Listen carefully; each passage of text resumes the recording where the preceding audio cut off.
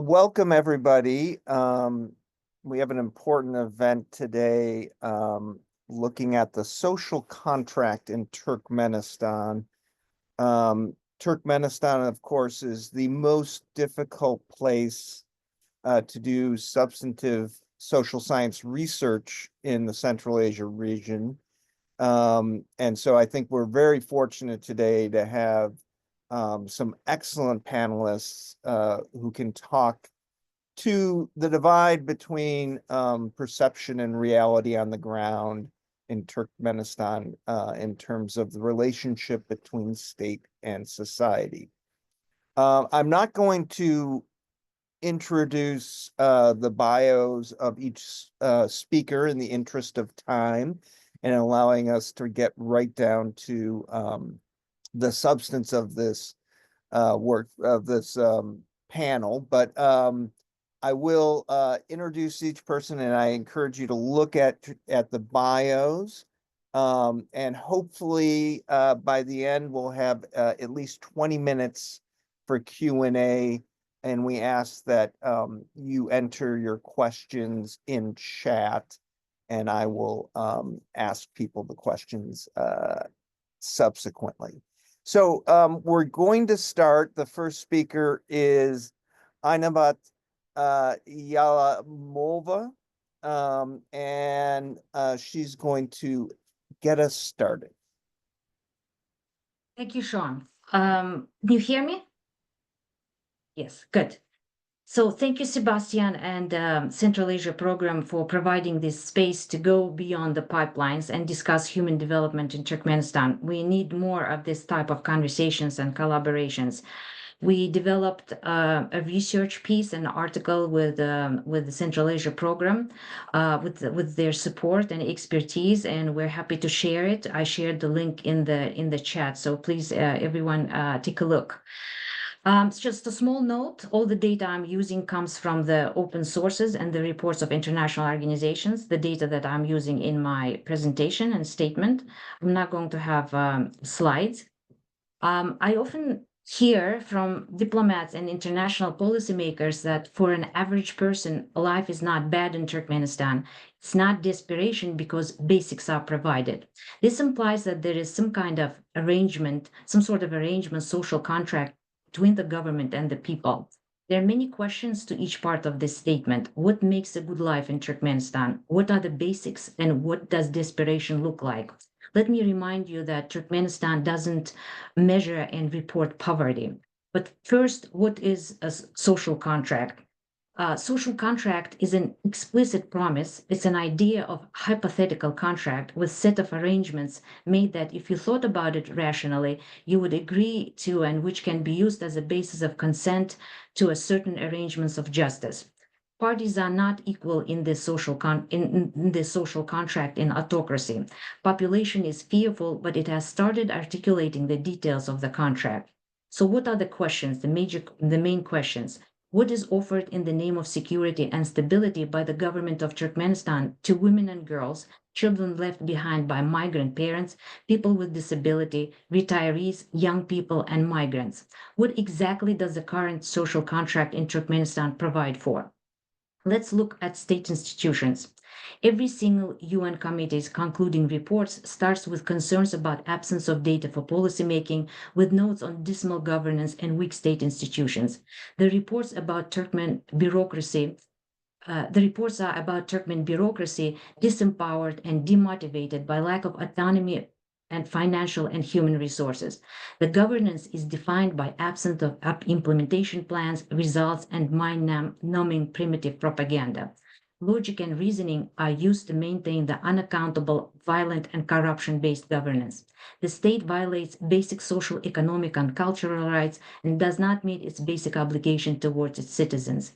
We really go into details about all these issues in our reports to the United Nations. They are all published on our website. Please, I would welcome you if if you want to go and check our reports.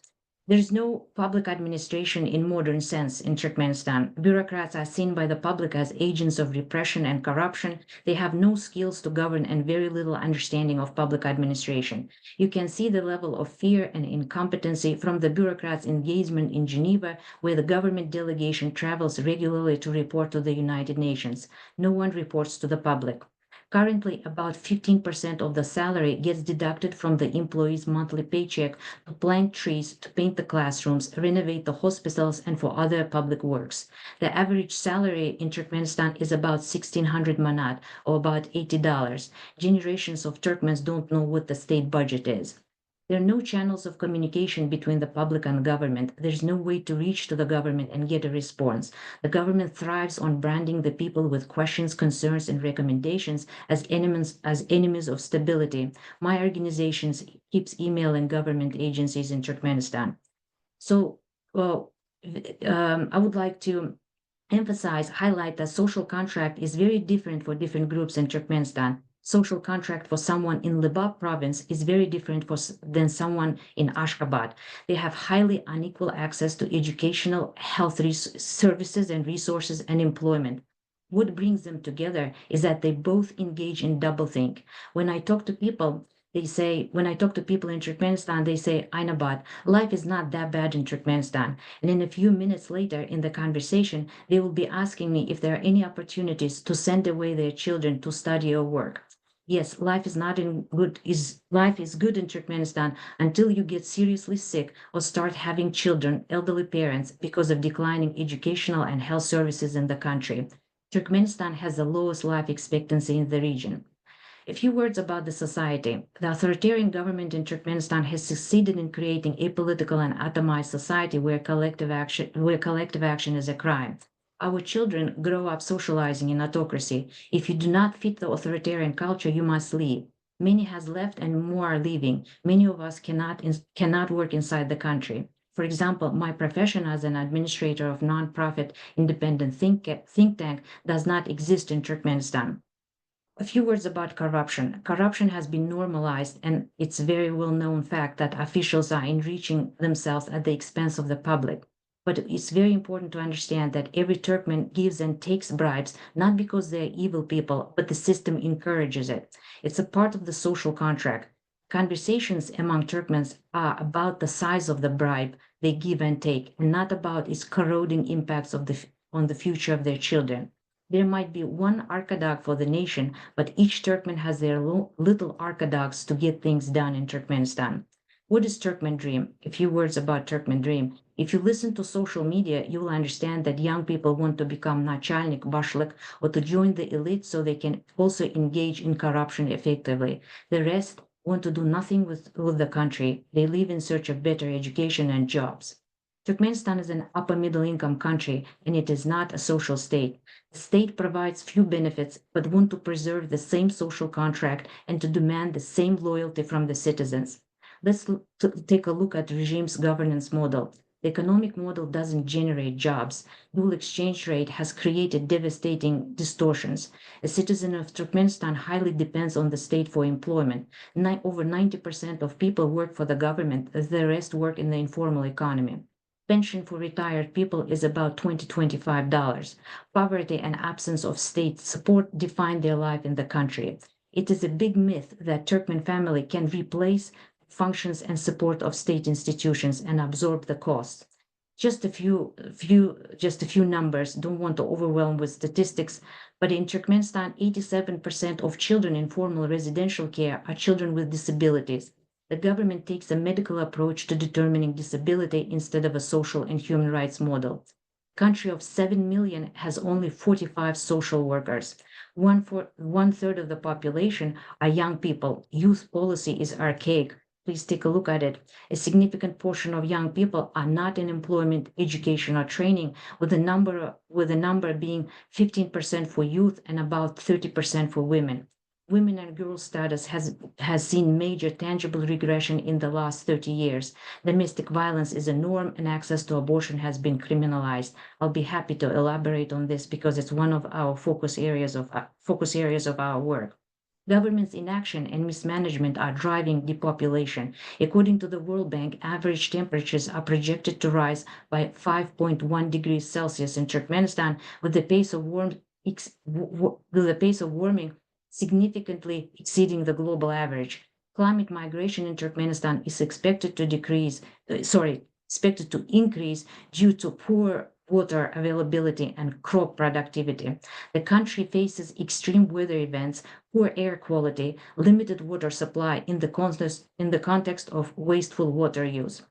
The sheer volume of recommendations to the government by international community and by its citizens is overwhelming. The government chooses not to hear. Government should develop a new contract for political will and make genuine steps to change from an outlier country in the region and a pariah state globally. So the key word here is reform, reform, and reform. Transparency and transparency. Government should open the state budget by showing the revenues from the sale of natural resources in the budget. Reform parliament so people have someone who represents their interest in the parliament. State funds overseas have to be returned with international oversight and transparency to set up targets and roadmap to invest them into human development in Turkmenistan.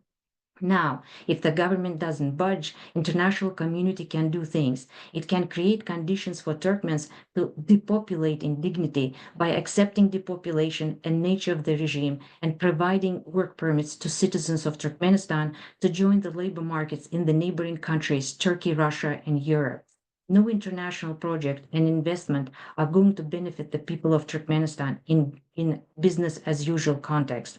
People in Turkmenistan are not thriving, they are surviving. Why we're all enabling this failing social contract. Thank you.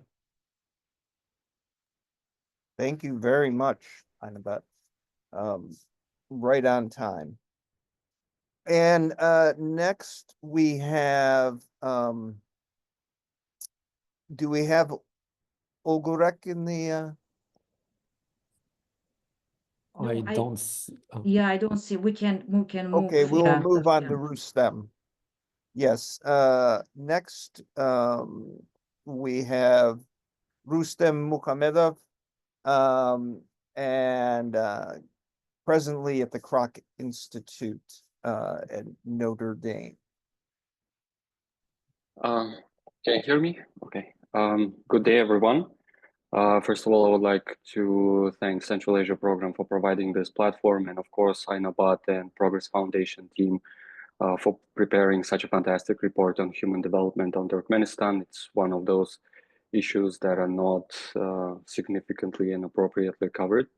I would say so. The part of my talk is going to be focused on the systemic challenges and problems in the education, higher education system, academia, and the connected research and development, and how they interlink and impact the issues of the quality of public institutions, political participation, civic engagement, and public influence on policymaking and decision-making processes. Ainabat already touched upon the issue of existing disparities that also do exist in education sector when it comes to the access and affordability of higher education in Turkmenistan, especially along gender, geographic, and social background, and ethnic minority, and many other lines. One indication of that is that most, or actually nearly all, higher education establishments in Turkmenistan are located in Ashgabat.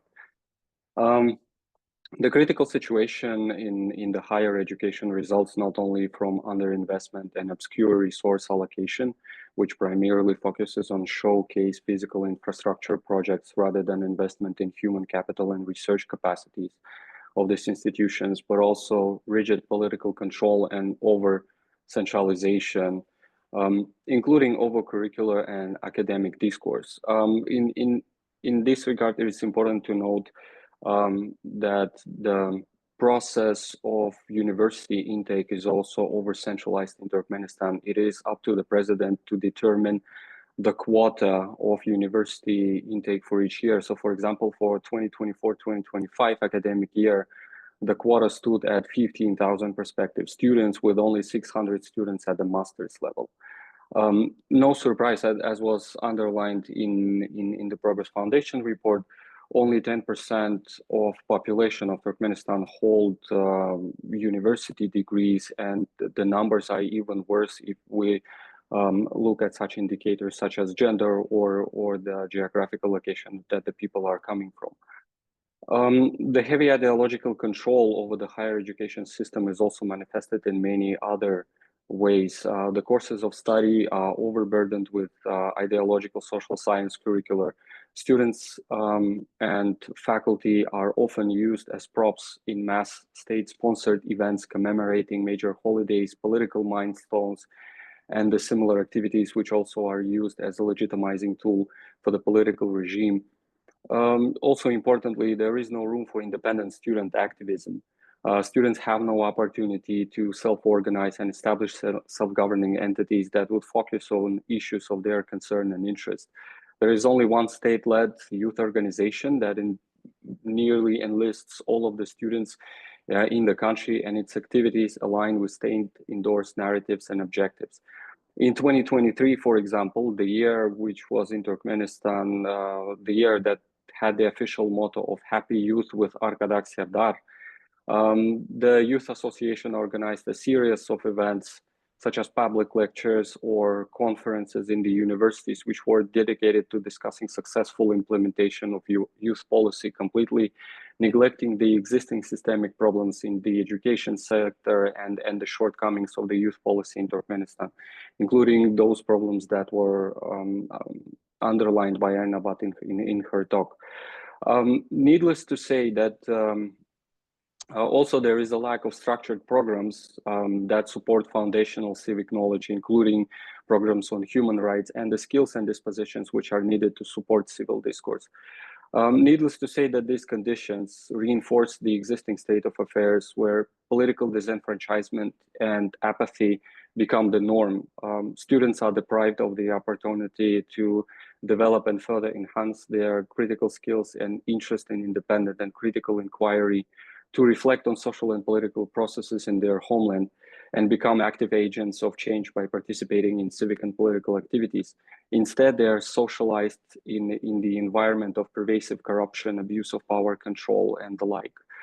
Now, systemic challenges also exist in relation to the role that the universities play as research centers, focusing on developing policy-relevant research that could have had tangible positive impact on social dynamics. Lack of institutional autonomy, including over research and innovation processes, results in the absence of intellectual pluralism, independent and critical academic inquiry. Underfunding and strict control create no incentives for scholars or students to engage in meaningful and critical research on social and political issues. Quite the contrary, there are significant associated risks for engaging in such kind of policy-relevant research. This point is exemplified by the limited academic visibility of Turkmen higher education institutions and scholars, lack or very limited academic collaboration at international and even regional level, restricted access to global research and knowledge sharing and exchange. As a result, the education system in Turkmenistan remains largely isolated and inward focused, where ideological indoctrination takes precedence over innovation and scientific progress. Overall, as a politics, universities are not seen as knowledge production centers, the analytical hubs and public policy research institutions that can develop scalable and impactful policy recommendations and monitor and assess persisting social problems and challenges and the progress and shortcomings of government policies and actions, which brings us to the point of research and development sector. It is also mentioned in the report that research and development sector is significantly underfunded in Turkmenistan to the point of 0.13% of the total budget.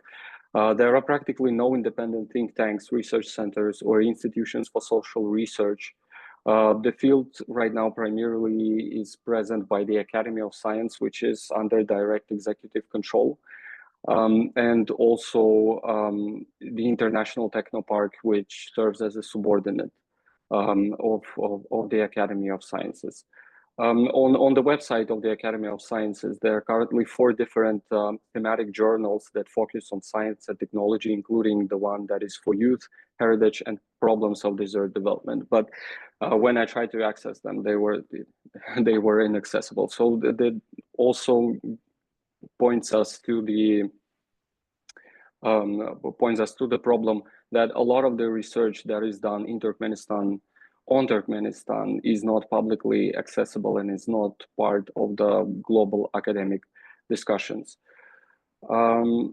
As a result, we see lack of an independent view of the social and political situation, which is important for validating management decisions and reducing the risk of biases when developing policies and contributing to the accountability and transparency of government bodies. In this regard, one of the things that I wanted to say is also partly the existing knowledge gap is filled in by independent think tanks and human rights organizations which are based outside of the country.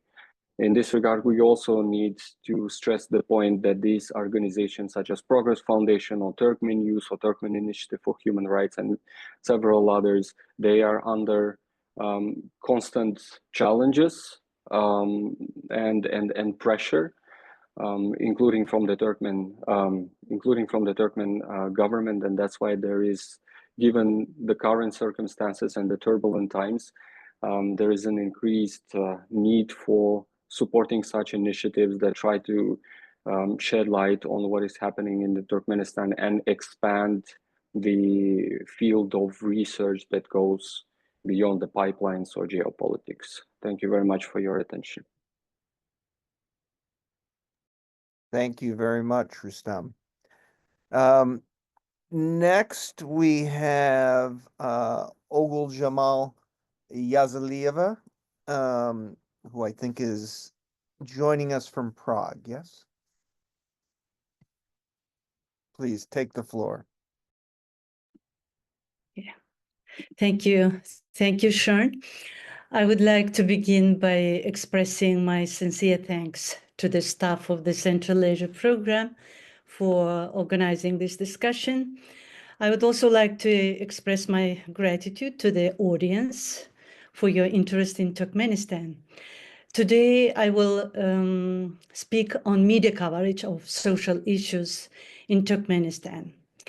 As you may know, international organizations generally characterize Turkmenistan's media as state-controlled and heavily censored.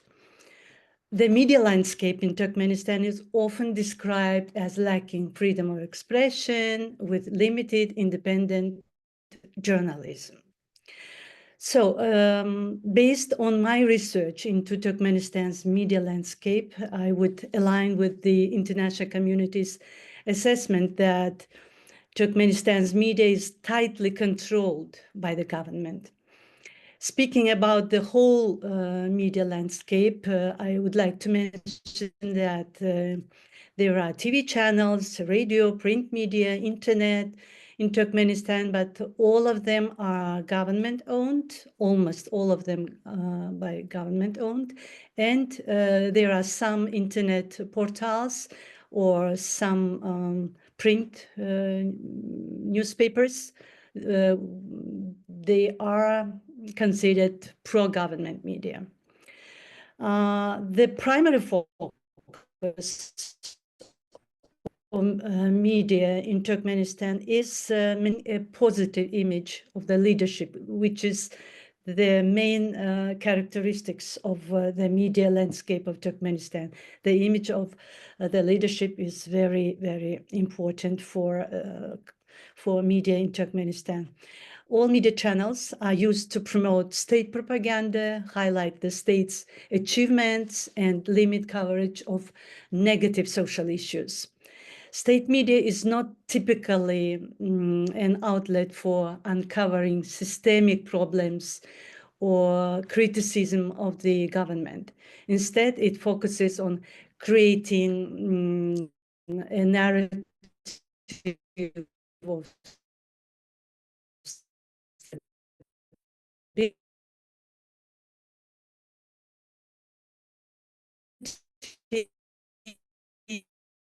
and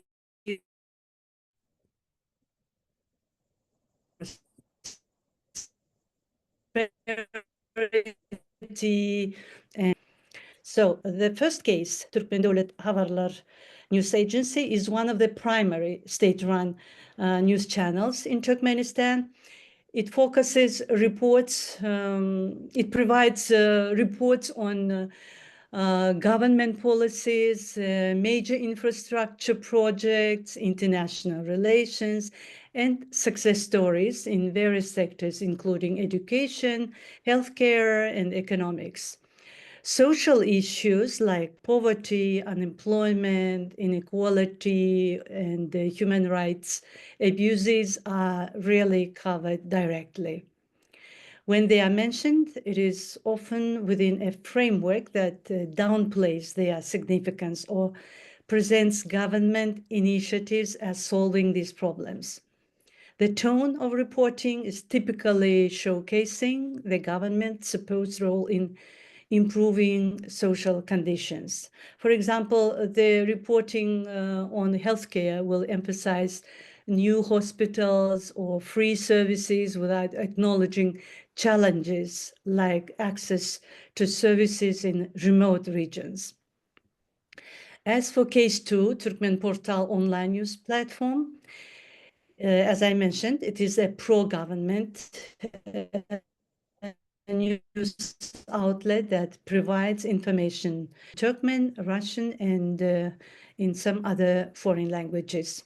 It covers a broad range of topics from culture to politics and is often used for state-endorsed information as well as lighter content like entertainment or tourism.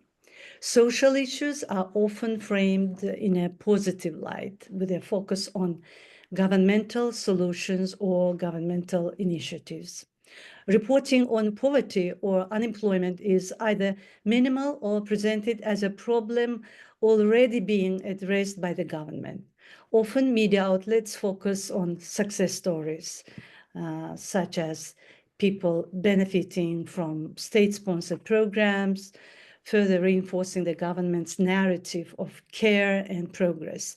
For example, coverage might highlight initiatives for housing construction, but it does not focus on issues like housing shortages or the affordability of housing for average citizens in Turkmenistan. So using quantitative methods, I conducted a content analysis of these media outlets, coverage of social issues. I mean, these two media outlets. The findings reveal a superficial approach, focusing more on enhancing the state's image than on providing a thorough examination of complex societal challenges. I have selected two key concepts, unemployment and poverty, which are very important for the development, social development in Turkmenistan. I used this search function on these two portals to examine how these critical issues are covered. Here is what I found. Turkmen Portal mentions unemployment 7 times, and only 3 of them in relation to Turkmenistan. One around, so among these 3 mentioning related to Turkmenistan, one was mentioned by a Croatian soccer coach who was staying in Turkmenistan for a short period of time, who made a speech on the Turkmen media, underlying that people live peacefully, there is neither unemployment nor crime in Turkmenistan. So this model of presenting Turkmenistan, the life in Turkmenistan by the foreigners staying in Turkmenistan, is a typical way of presenting their narratives. This reflects the state's official narrative, and it is compulsory, demanded by the Turkmen authorities to make such narratives on Turkmen media. The remaining 4 mentions by Turkmen Portal refer to unemployment in other countries rather than in Turkmen topic. And the concept poverty is mentioned 13 times in Turkmen Portal, but only once in relation to a news story set in Turkmenistan. Here it is a very important thing I would like to draw your attention. This one mentioning was about, it was about the news story on Dashovu State Musical Theater's performance of Ostrovsky's work quoting, "Poverty is not a disgrace." It is cited and emphasized that poverty should be understood as a social problem that requires collective responsibility. So I would like to draw your attention that sometimes it is a step forward. I should say that sometimes through theater, through cultural events, people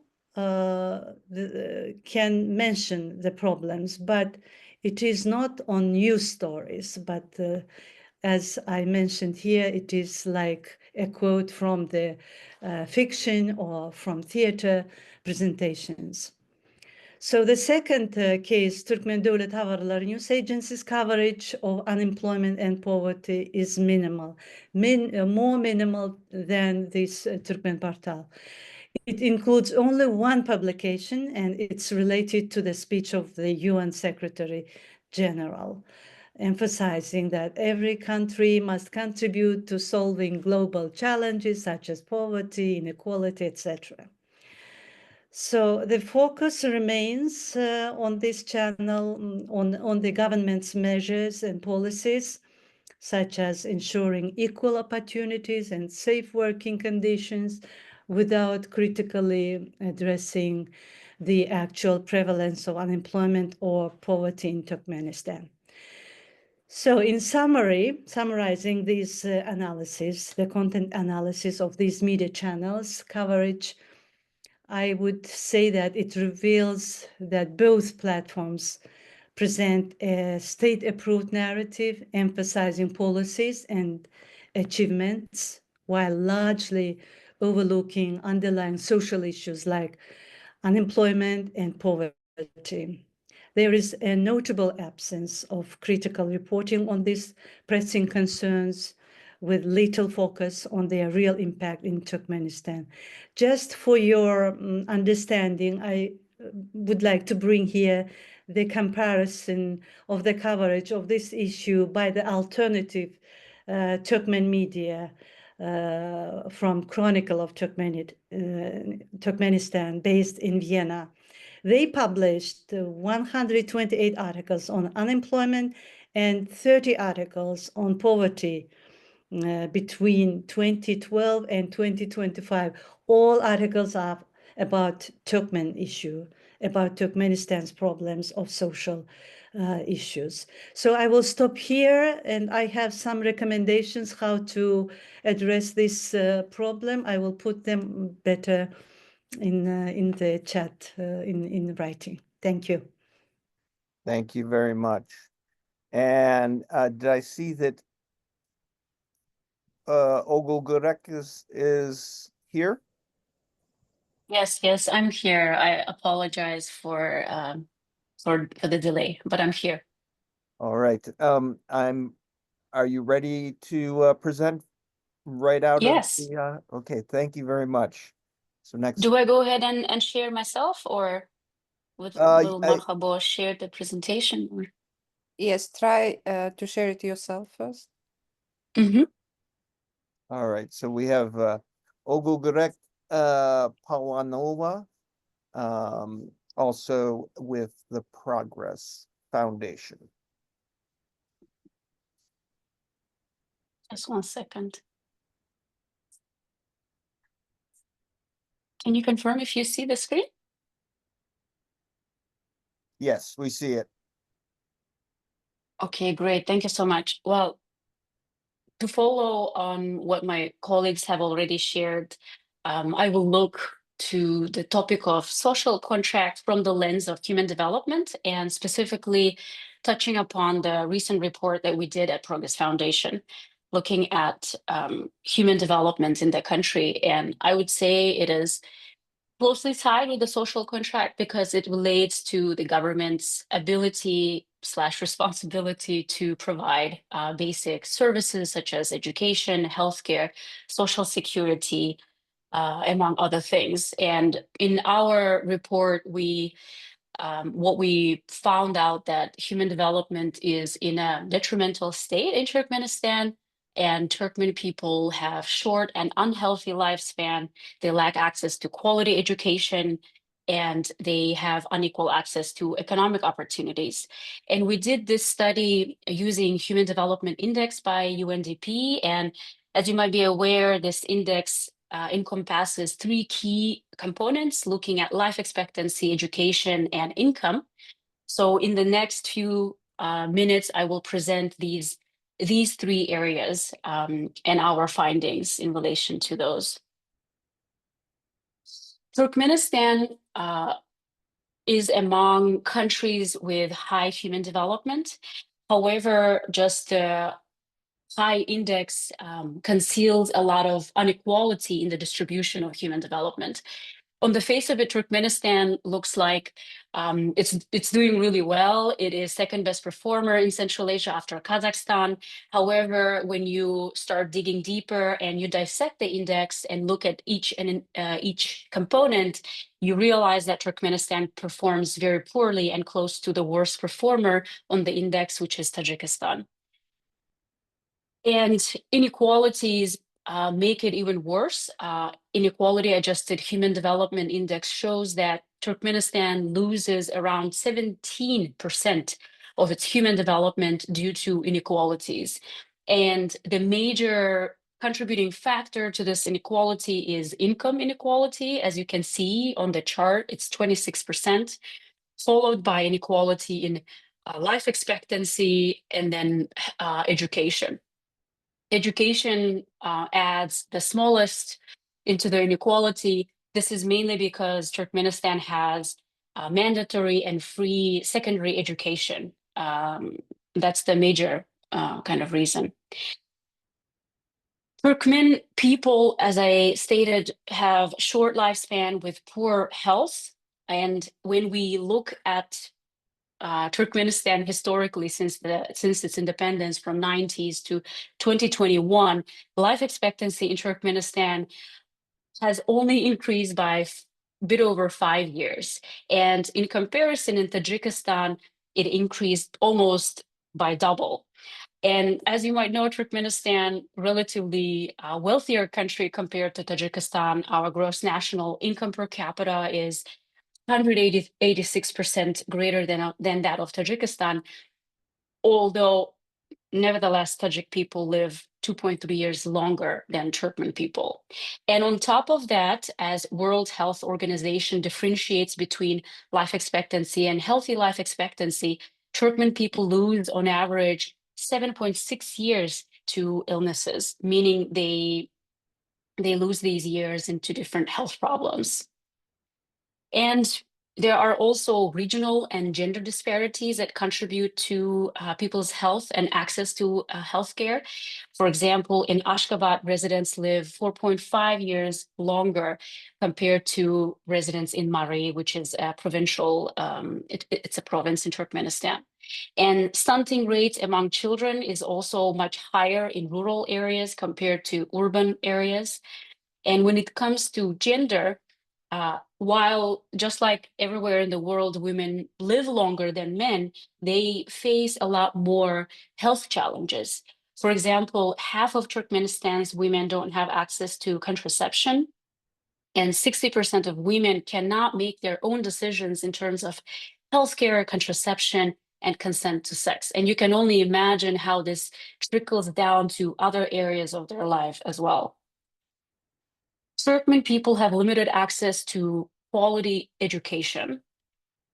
And this is represented by, for example, this graph where there are not enough university spots, not enough opportunity for young people to continue to further education. For example, out of 10 secondary school graduates, only 3 have opportunity to continue their education in Turkmenistan. So 7 of these young people have no possibility to pursue tertiary education in Turkmenistan. This means many of them end up studying abroad and decide to stay abroad, contributing to the challenge of brain drain. And unfortunately, the university quota system leads to enhanced corruption. At least 4 out of 5 university spots are filled by corruption. And this is kind of exacerbates the situation. And Turkmenistan isn't really, things are not getting better, right? When we compare Turkmenistan's performance to itself historically, we're either stagnating or doing things worse. So for example, per 10,000 people, in 2020, there were 80 university students. In comparison, even in 1989, there were 117. So we're really doing bad. And when we compare Turkmenistan to its regional peers in Central Asia in terms of tertiary school enrollment rate, Turkmenistan has the worst performance, only 18% enrollment rate, which is also much, much lower than the global average, which is 55%. And again, as in health, in terms of education, things get worse based on person's location, if the person is based in rural area, and if the person happens to be a woman. And one of the biggest inequalities in access to early childhood education, this is in organized learning, children receive 1 year before entering primary education. In rural areas, only 19% have access to early childhood education compared to 75% in urban areas. And the school facilities and infrastructure and access to technology is also impacted by persons' geographic location. In rural areas, only 23% of schools have internet access, and that number is almost triple in urban areas. And again, if you are women and happen to come from a poor household, then your chances of getting into tertiary schools is also very limited. And one other aspect, the third aspect of human development is living standards, or rather access to economic opportunities, which happens to be also very unequally distributed in Turkmenistan. The richest 1% in Turkmenistan holds 20% of country's wealth. And this is not taking into account informal accumulation of wealth, which is very common in Turkmenistan. People use their position and power to accumulate wealth through corruption and bribery. So if we could take that into account, this number would be much bigger. And this inequality is a result of unequal opportunities. Even though the state statistics reports around 5% unemployment rate, unofficially it's around 60%. And 26% of those employed are in vulnerable employment, meaning they are underpaid, they lack proper working conditions and social security. And latest reliable data on poverty from 2018 shows that 22% of people live in extreme poverty. And as you can imagine, this further exacerbates and limits their future possibility in terms of education, access to healthcare, and climbing the economic ladder. 3% of poor people, for example, complete tertiary education compared to 15% of rich individuals. And again, there are gender impact as well. Women, for instance, make over 90% of domestic workers, which, as you can imagine, then kind of translates into limited economic opportunities, as well as increased gender pay gap in Turkmenistan. If we look at historical data in terms of gross national income per capita for men and women, women have been historically being underpaid compared to men. The gap, however, has increased over time.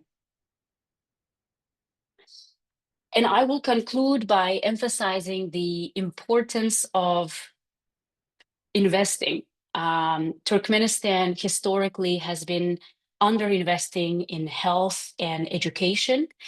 For example, in terms of education, Turkmenistan is investing a bit over 3% of GDP, whereas UNESCO recommendation is around 6% of GDP. And in terms of healthcare, we're investing even less than 2% of GDP, whereas World Health Organization recommends at least 5% of GDP to be invested. And given the current circumstances, it is fundamental that we increase investments in these two areas. And I want to conclude by emphasizing the importance of human development. I think it is not only a national priority, it is shared concern, because if we have educated, open-minded people in Turkmenistan, both in the public as well as in the government, I think they will be more likely to think critically, be open-minded, and take informed decisions in terms of what values to embrace or what countries they want to align with. This is especially instrumental given the geopolitical instability in the region, as well as rise in populism and authoritarianism. So thank you so much. Thank you very much. All right, so our last speaker is Sebastian Peyruz from the George Washington University. Thank you very much. So I'm going to conclude, there's 4 great presentations by, briefly discussing what the state of the social contract in Turkmenistan means for for the international community's engagement in Turkmenistan. I specify that my presentation is based on 2 different projects which I completed actually a year ago, and which I conducted over 3 years, and which were focusing on civil society, and one on civil society, one on economic and social development, and on both of them on the engagement of the international community in Turkmenistan. These projects actually included approximately 40 interviews, some conducted inside Turkmenistan with administrative staff in ministries, also with civil society actors, with some representatives of international organizations, embassies, but also with some expatriate Turkmenistani activists. And for security reasons, and as requested by a huge majority of my interviewees, I will not disclose their identity. So when it comes to foreign engagement in Turkmenistan, please don't get me wrong, I'm not going to bring any kind of magical recipe today. In this very challenging context, every approach has its advantages and drawbacks, and any proposal is, of course, open to criticism. And this was actually evident in my interviews where opinions were really divided. So where can the international community be engaged? In which sector in this difficult context? The most obvious approach would be to contribute to economic development in the hope that this, in turn, fosters a social progress. And one of the most frequently mentioned strategies is to support the expansion of the gas sector based on the assumption that its substantial financial profits could drive social development through increased investments in education, healthcare, or other public services. My point here is not to argue that the international community should refrain from contributing to Turkmenistan's economic development. But assuming that investment in the gas sector will meaningfully impact the social contract and improve the well-being of the population raises, I think, serious questions. Why? Because in a country where high corruption reaches the highest level, and here, namely the president and his inner circle, and where the system operates with extreme opacity, gas revenues are largely siphoned off rather than benefiting society. And just would like to mention here a report which was published a couple of years ago by Crude Accountability, which one of the findings was that only 20% of gas revenue are transferred to the Turkmen state budget. But having said that, there are actually several sectors where that could potentially have a more immediate impact on the populations. It's not to say, I don't mean that foreign stakeholders are not already engaged in some of this area, but let me mention a few of them based on the recommendations I received from interviewees, including from civil society activists in Turkmenistan and also some government institution staff. First, I mean, I'm going to echo what Gerrit just said. The lack of human capital, which is primarily due to a weak education system and insufficient training, is a major concern which was highlighted by most of my interviewees. So foreign funders could probably build a little bit more on Turkmenistan existing economic education programs to strengthen, for example, vocational training and expand distance learning initiatives. There are several other sectors like women's rights. Okay, this is a very sensitive issue. Women's rights are deteriorating in the country, but on the other hand, the government claims that it is committed to improving them. So that could be some potential entry points for engagement, such as initiatives to combat domestic violence, which is an area where the government has expressed interest in cooperation, or the rights of persons with disabilities. You know, unlike other human rights issues, the government has shown to here some openness to addressing this area and allows some CSOs, some civil society organizations to work on that. So this could serve maybe as a foundation for further support, including developing laws, policy, and anti-discrimination training, which could eventually extend to protecting other vulnerable groups. Several other sectors could be considered. For example, the international community could also enhance its engagement in areas that directly impact human security, such as agriculture, pollution, water management, by, for example, providing more technical support and capacity building and assistance on the ground. But I mean, I'm not going to give a list of where the sectors where the international community could be engaged, but all of this is, of course, easy to say, but much, much harder to achieve in the Turkmen context, which brings me to my second point. Who to work with in Turkmenistan. And regardless of the sector, increasing engagement in Turkmenistan requires overcoming multiple obstacles, and first and foremost, finding a reliable partners.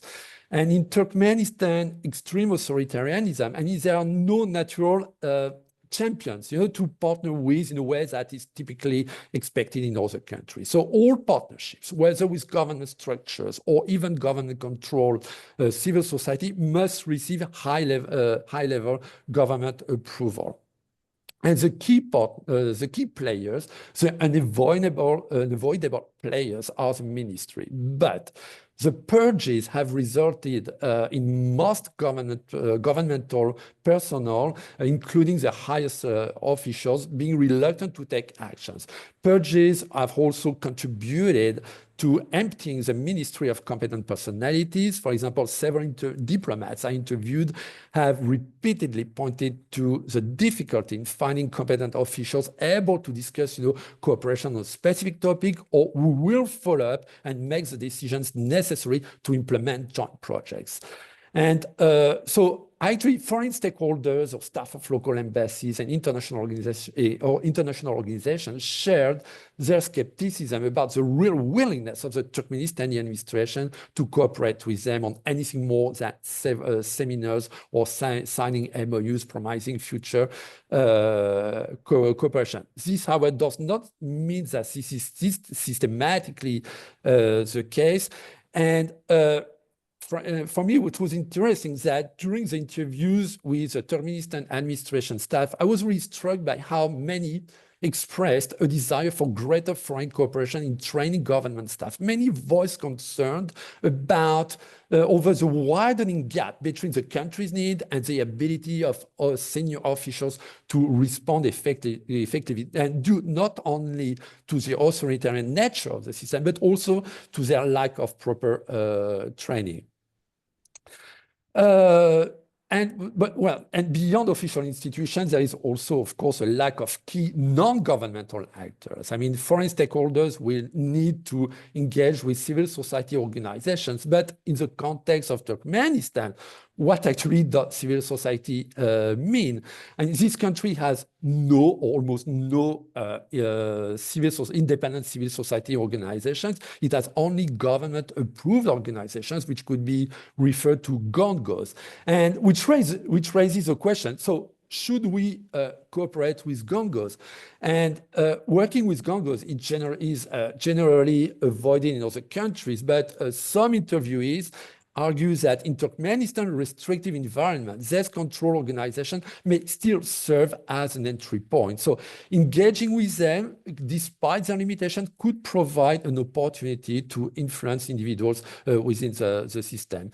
And my interviewees show that despite this strict surveillance, a handful of CSOs are really willing to share their concerns and expectations.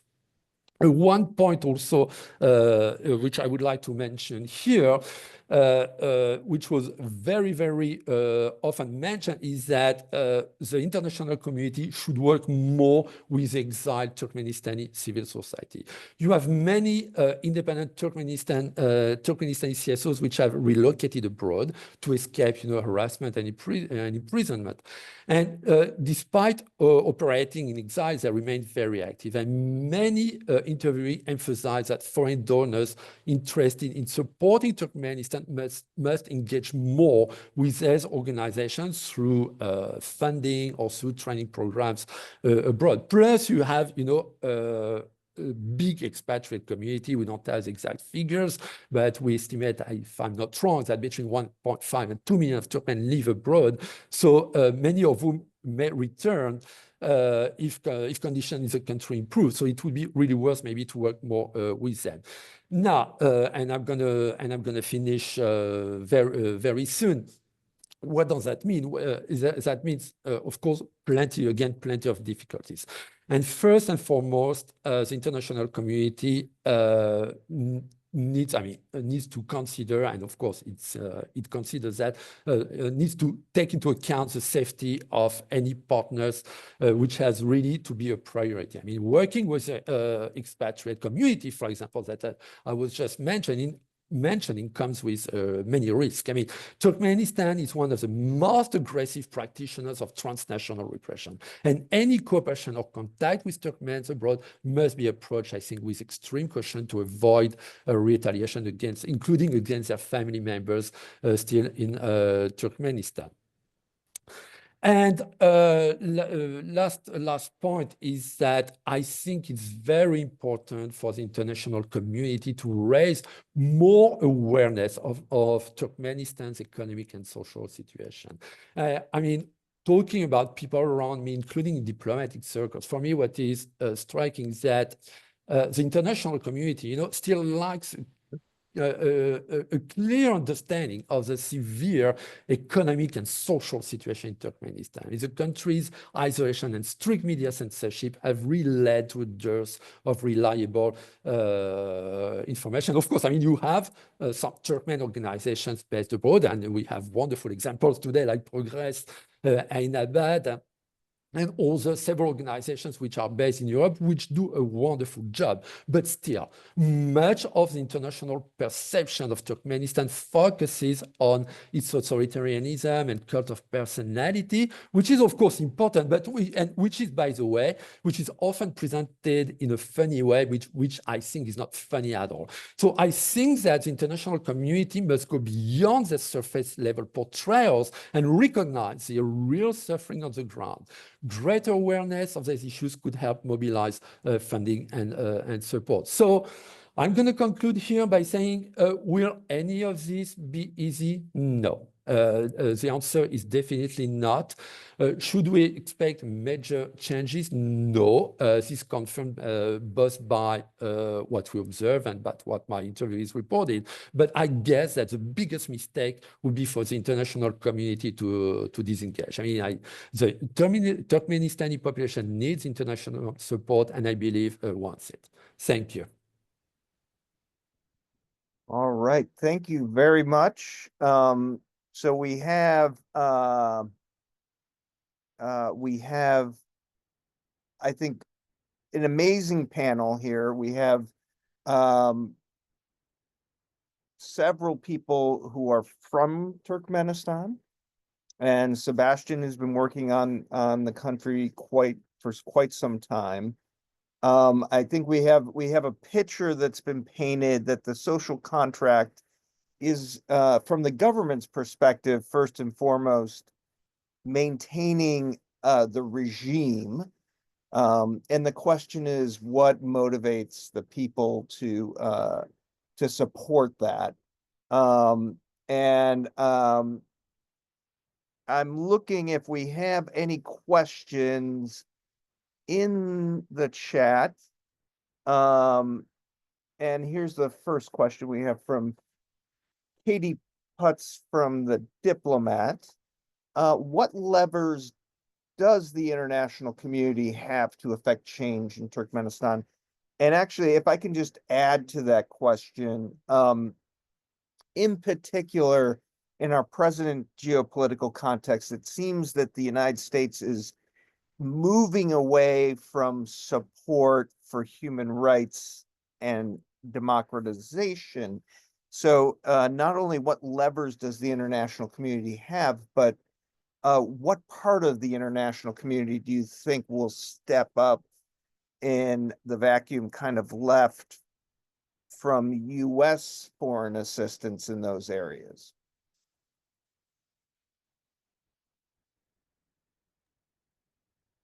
And anybody, any one of the panelists can volunteer to opine on this question to start.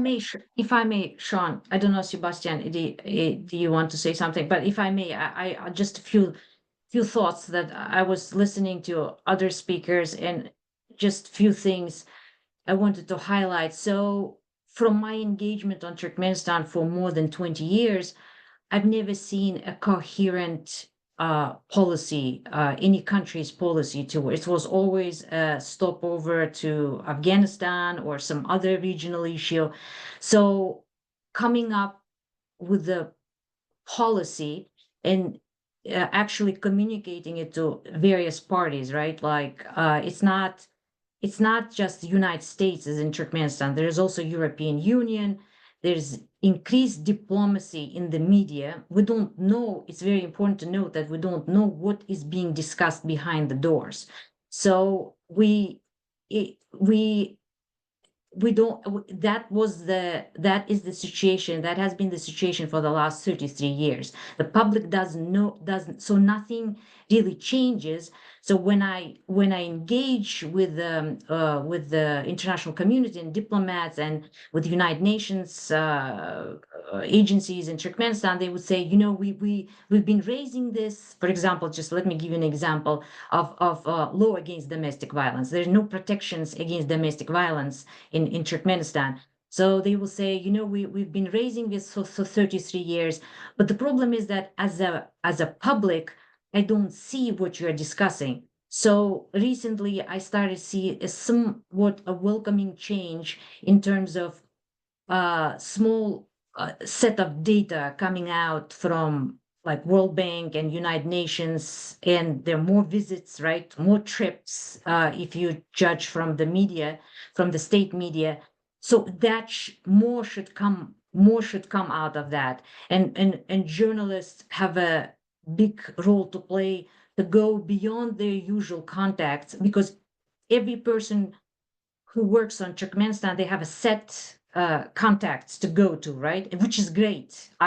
We all do, right? But to go to other groups and reach out and try to get their stories, again, stories do matter here, right? Not the stories it's a cliche, right? The government oppresses, we're all against the government. No, let's get the stories of children, women, and elders in Turkmenistan, and international community, international press and media has expertise to do so. And it really helps, for example, in my work in advocacy, to have those type of stories and to engage in advocacy. So I think these are the, as Sebastian said, there's no easy way to go about this, but there are things the diplomat based in Ashgabat can do. Again, we don't know what is being discussed behind the doors. Please give us a signal to outside world. What is being discussed? What is being moved from point A to B? Is there any understanding reached? Because it's very important to understand Turkmenistan is not an exception. There are autocracies throughout the history. This is a very good PhD topic. Nobody has engaged on it in a very full matter to look at the behavior of the government. There's nothing new there in terms of, I'm sorry, I don't want to make an exception out of Turkmenistan. There's nothing new. We can look at Russia, how it's been supported with economic model, that if we invest into infrastructure and roads and economy, and it will trickle down. It has not trickled down. Look at where Russia it is right now. So every time I wake up to the news in the media, I see that it's exactly the same rhetoric and narrative in the context of Turkmenistan, right? Like if we bring roads, if our goods can move from avoiding Russia, for example, that's what's Europe's model being promoted right now. Things will be better, right? That somehow the law against domestic violence will appear, right? So what is going to get better, right? So as I said, there should be more conversations other than economic models and investments. Where does public fit into this in these conversations with specific benchmarks? Like, for example, there's one benchmark has been promoted for 33 years and nothing happened other than it got really worse. The registration of nonprofit organizations, not the registration of political parties, but service providers. So yes, I can go on and Yeah. thank you. Yeah. Because there are more questions for you, Inabat, and also for Ogul Gurek in terms of the Progress Foundation. So from Gulshat Rozieva at ANU, she's asking us, given the extensive research and initiatives that the Progress Foundation has been undertaking, what are the most significant challenges you've encountered in improving public health literacy and societal understanding in Turkmenistan? And if you have any ideas of how to address those. So in terms of the question is about specifically public health literacy. Our project Saglik on the website saglik.org has been creating content for people who don't know much about this project. So we've developed content in Turkmen, and during COVID, we turned into one of the sources of information, credible science-based information on COVID. Because as you remember, Turkmenistan, as of today, has not admitted that there was COVID in Turkmenistan and people died from COVID. So the main challenges, and I will just outline one or two because it's a big story. So we've been working. The project turned 15 this year, and we keep providing this information to the public, crucial, critical public health information. What we're seeing, and my biggest frustration, is that we're doing government service. So we are doing what the government, the Ministry of Health, is supposed to do. And the international community knows about this, the international community based inside the Turkmenistan. And it's a apolitical project. It's a public health information. We could have been brought, and I still hope that there will be a figure, a leader inside the country, among the diplomatic community, that can actually bring us closer to the government, because to engage on public health, because we're monitoring the developments and situation around public health very closely. So the challenge is many other challenges to actually engage with educated young people overseas, the beneficiaries of Muskie Fellows, the U.S. Stipends and scholarships. It's hard to reach out. It's hard to engage with them. So we are experiencing also human resources problems, right? So even the ones who end up outside of the country, they actually don't want to do anything with Turkmenistan. So those are the major points.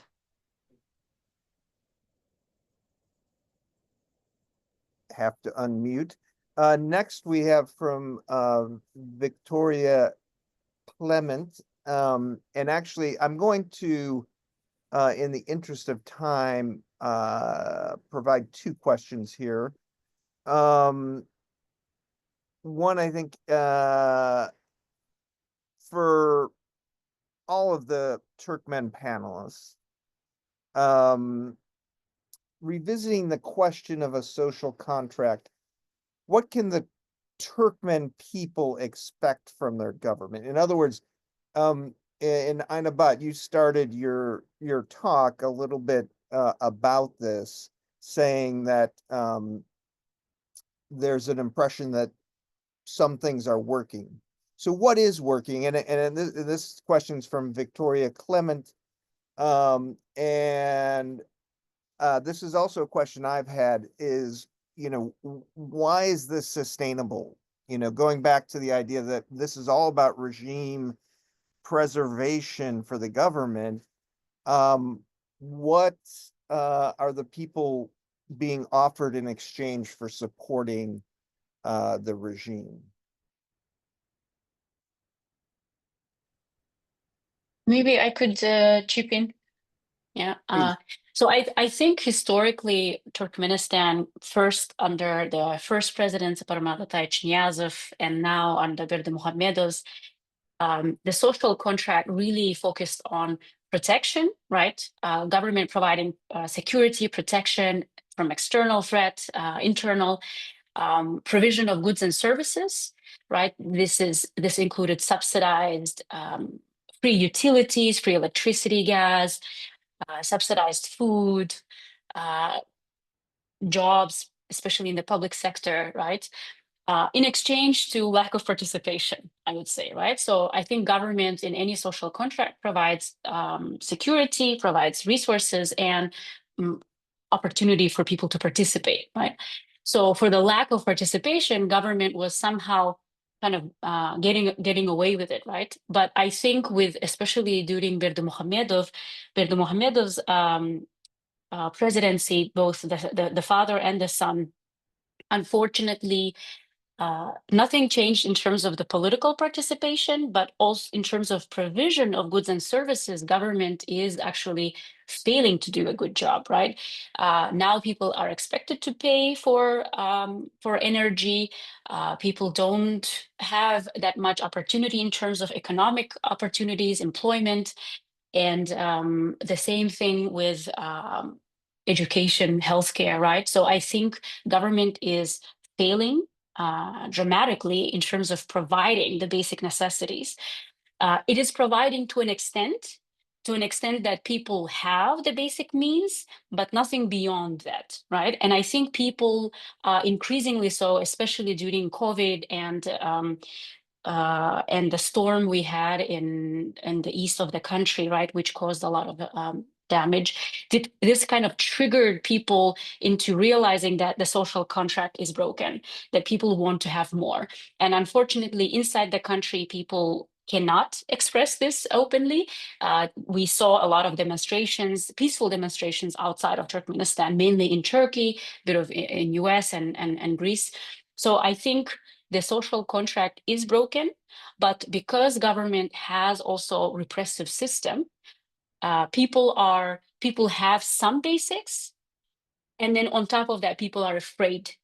This is how the social contract, in my opinion, is in place, but it is not sustainable, and it is going to break at some point.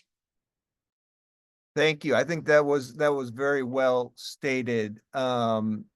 And I guess you could add to that also isolating people and keeping them away from information about alternatives seems to also help. I want to get in one more question if I can. Oh, yes. I just wanted to add about the freedom of expression issue is very crucial. People are afraid still under the propaganda of the government policy. Majority part of the people are under fear factor and they cannot express themselves. But I noticed the tendency that self-censorship is very, very strong among the people, and they even don't think about to try to express themselves. Sometimes more active from the capital city, active people try to do that. I saw some publications which is a little bit provocative, a little bit open-minded, and they can get the publication of their thoughts using their power, their capability not to be afraid of expressing themselves. Therefore, there should be some tool to expand the media education, media knowledge, media literacy among the population in order to give their prospect to open up, not to sit and be afraid of that. Thank you. Thank you. So we're over time, but I wanted to get in the last question from the founder of Gundagar website, Boris Sheikmuradov. He wanted to ask a question specifically of Sebastian about the European Union. It's stepping up its engagement with Turkmenistan in terms of the middle corridor and all of this, which, I think to go back to something Aina Butt said, I don't think the European Union, they might be selling to the international community the idea that this is going to help the Turkmen people, but I think it's more geopolitical interests around Russia and Ukraine. But Mr. Sheikmuradov mentions that so far the European Commission's attempts to establish lasting cooperation with Turkmenistan have faced opposition from European Parliament. Do you think this opposition retreat from its defense of human rights in Turkmenistan in favor of the interest of their national governments? Well, I think it's hard to answer. I mean, but frankly speaking, I'm not sure. It's not the first time that there are some discussions about what the European Union should do in Turkmenistan. I mean, for years, I should say even for decades, the European Union has been talking about developing trade relations, developing gas relations with this country. For years, the European Union, for example, has been talking about should we sign a partnership cooperation agreement with Turkmenistan. I mean, the European Union has signed this partnership with all other countries of Central Asia, except with Turkmenistan, taking into account the disastrous human rights situation, corruption, and so on. So I still believe that there will be a strong opposition to that in the European Union, in the European Parliament. I mean, again, it's hard to say, and I understand that we are in a very specific situation right now with the war in Ukraine, with the European Union trying indeed to increase its energy security. But the question is, would Turkmen gas significantly change the situation of energy security for the European Union? Probably not. So I'm not entirely sure, and at least I hope that no, that won't change that much. But of course, there will be more pressure, but I'm not sure this is going to change a lot. Again, at least I hope not. Well, thank you. And thank everybody who attended this excellent panel discussion. I hope we'll have opportunity to talk more about Turkmenistan in the future. In particular, a question that we don't have time to answer that I have that I just want to raise for all the panelists is whether the savior of the Turkmen people is not more in the states around it, whether whether the opening up of Uzbekistan and the networking of Central Asian states may lead to more opening up in Turkmenistan rather than pressure from the European Union or the US or other actors. But thank you everybody for attending. I hope people will be able to follow up with the panelists on any other questions they might have.